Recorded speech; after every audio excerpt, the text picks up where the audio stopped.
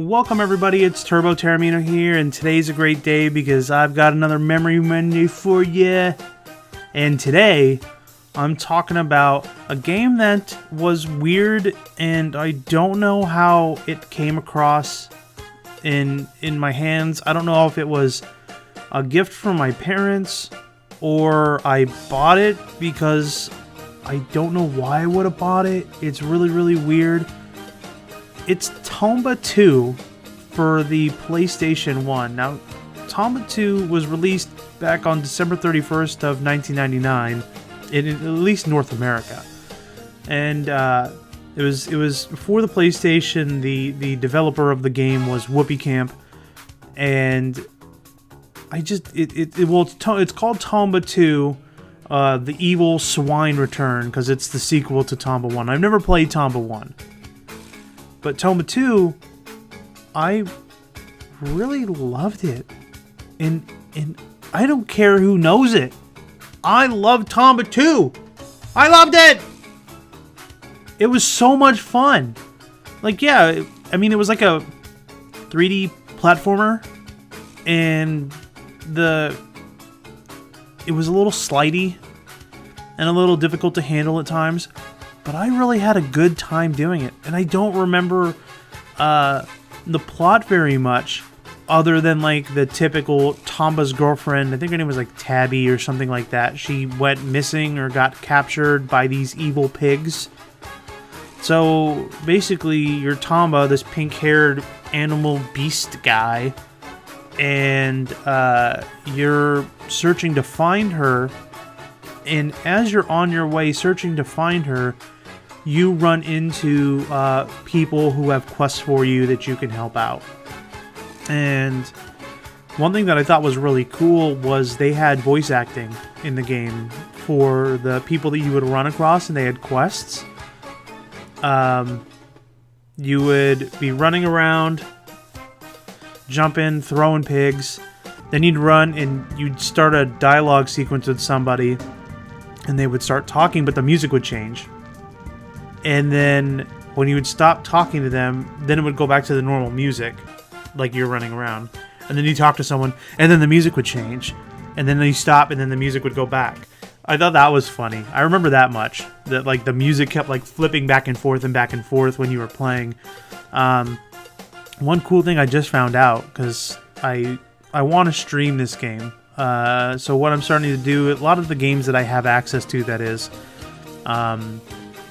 since I'm releasing these, obviously Monday evening, if you guys are interested, I will be streaming Tomba 2, because it's on the PSN network, or on the PSN.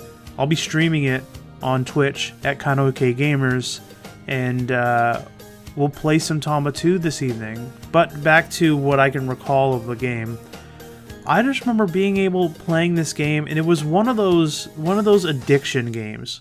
There are a lot of games that I've played growing up, even to this present day, that like I can say I can put the controller down, or I can put the handheld down, or I can put my mouse and walk away from my computer and be like, I'll play it like next time I have some time. Like I'm busy, but I'll play it when I have some time, right? Tomba 2 was one of those games that I looked forward to playing. I was like, I need to play this, so I'm going to put it like in my schedule, or I'm going to make sure that I have time to play it. I'm going to finish my homework, and then I got to hurry up and get through my homework so I can play this before it's dinner time, and then after it's dinner I'm going to play it some more before I go to bed and have to turn it off. Like, I need to play this game. It was one of those games where I just wanted to keep playing it. And there were some of those games that I played growing up that I had the same feeling, but not all of them. This game certainly was a lot of fun playing. And maybe it was because, like I mentioned, the quick transition to music, but I love the music in this game. The music was really good. And the atmosphere of the game, there was different like worlds or realms, you want to call them. There was like a spooky Halloween one that the music the music was very... I'm just gonna play it for you. Listen to this.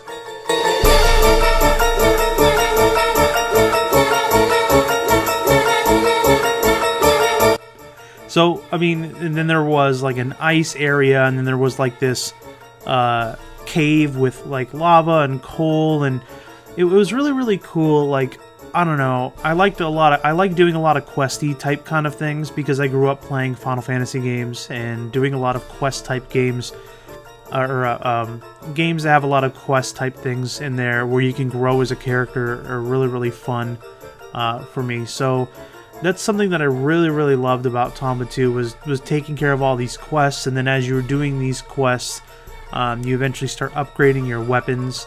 And then not only do you get to start upgrading your weapons to better weapons, but then you get to try on different outfits as well. And then all these different outfits have different types of properties.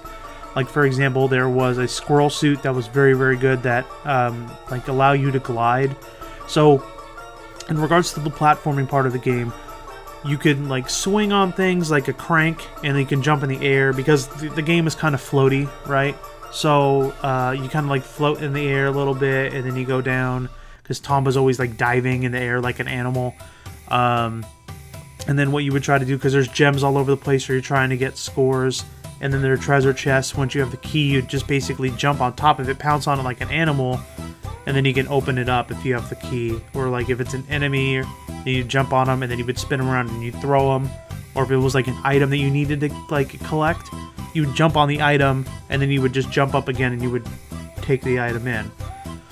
When you had the squirrel suit, you could jump high, and then you would slowly glide and flap your wings and go down. Then there was like a pig suit, and then eventually there's a pig suit. You can upgrade the pig suit to like a blue pig suit, so you can swim in water when it came down to like the water temple and stuff like that. So it was a lot of fun being able to go to different types of worlds and say like, oh, I just need to get through this now. And then eventually like, oh, now I have the squirrel suit. I need to go back to that level because now I can access more. And then eventually you upgrade your weapons. You're like, oh, I need to go back here because I need to use this weapon to gain leverage to get to this other area in which I can get more stuff. Complete quests and things like that. Some people may complain there was a lot of back and forth. I certainly enjoyed it. I like being able to have, it wasn't small, but have a section of world that like I just can't access until I get new equipment and I can come back. And it's like, oh, then this makes a lot more sense now that I can access it. So there was a lot of really, really cool things. There were a couple of callbacks from the first game. And like I said, I never played it, but there were a few callbacks from the first game here. But there wasn't too much story to this game. It was just, you kind of just defeat these evil pigs, and you do quests for people to try to help them out in their daily lives. And like, you break this guy's pot at one point. You break this one guy's pot, and he gets so sad. This guy gets so upset with his broken pot, and I feel so bad for breaking his pot. So eventually you find clay for this other guy. This other guy then makes a pot, and then he's like, you know what, I'm just happy to make a pot, you know, and get back to my work, and you know, just take the pot. I'm just happy that I was able to make the pot. And I love that. Just the idea of like, I'm making videos on YouTube, or I'm streaming and playing my favorite games because I just love to do it, you know? So I agree with that guy. But then you get the pot, and then you give it back to this other guy, and this other guy's like still crying. He's like, my pot. And you give it back to him. He's like, wow, my pot. Like, he had a real colorful voice. Not everybody's voice was great in the game. Some people were really, really dull and lame. Like, some of the evil pigs were really, really stupid. But there were a few like really good voice actor, just regular NPC characters in the game. I certainly would recommend playing this game if you can. Like I said earlier, it's on the PlayStation Network right now. I just checked it before I recorded this for $5.99. I'm actually going to go buy it right now so I can stream it this evening. So if you guys are interested in watching me play Tomba 2, come check me out at twitch.tv/kindaokgamers. I'm going to have it pop up right here, and then I'm also going to put the link in the description. But then as always, guys, thank you so much for watching, and tune in next time.